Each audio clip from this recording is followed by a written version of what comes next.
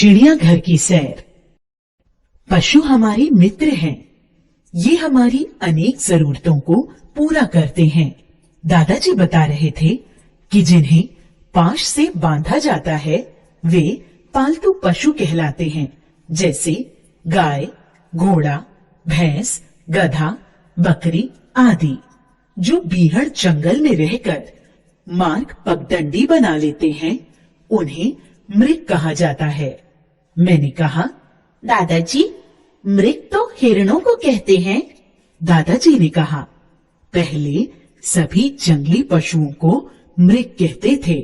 मृग का राजा होने के कारण आज भी शेर को मृगेंद्र कहा जाता है और शाखाओं पर रहने के कारण बंदर को शाखा मृग कहा जाता है। दादाजी ऐसी बातें बता रहे थे कि अचानक दादी जी बोल पड़ी, आप इसे चिड़ियाघर क्यों नहीं घुमा लाते?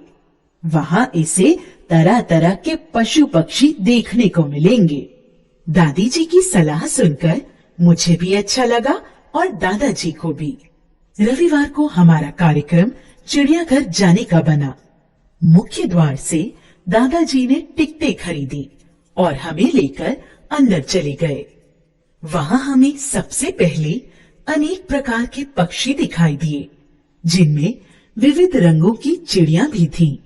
वहाँ से जब हम आगे बढ़े तो एक भालू दिखाई दिया।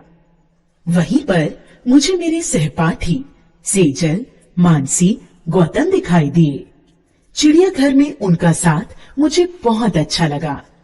दादाजी ने बताया, भालू, हाथी, हिरण आदि जंगली पशु कहलाते हैं। कुछ लोग इन्हें पालते भी हैं, लेकिन ऐसा करना गैर कानूनी है।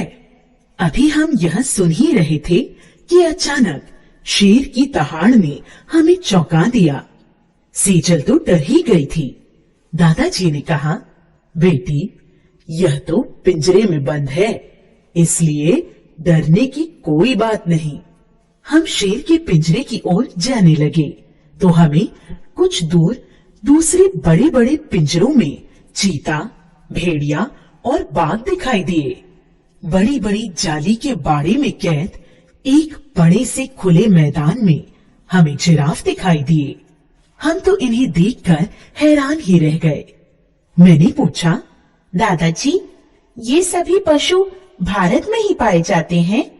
दादाजी ने बताया, इस चिड़ियाघर में विदेशों से दुर्लभ नस्ल के जीव जंतु भी मंगा कर रखे गए हैं। ऐसा कहते कहते वे हमें एक तालाब की ओर ले गए, जिसमें खूबसूरत बतखें तैर रही थीं।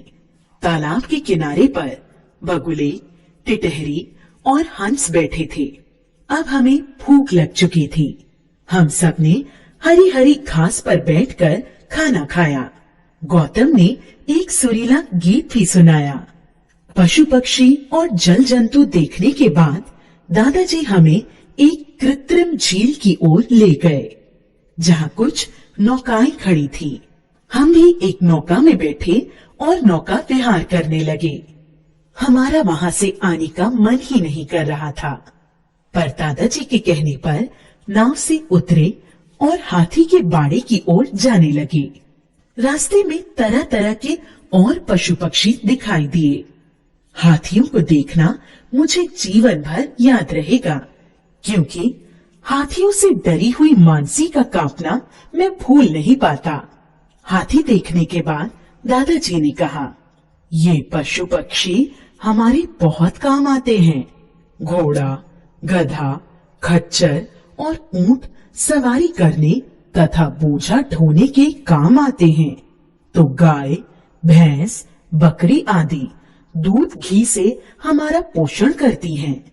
भेड़ हमें ऊन देती है, तो दूसरे अनेक पशुओं के चमड़े से हमारे जूते, थैले और अन्य सामान बनाए जाते हैं।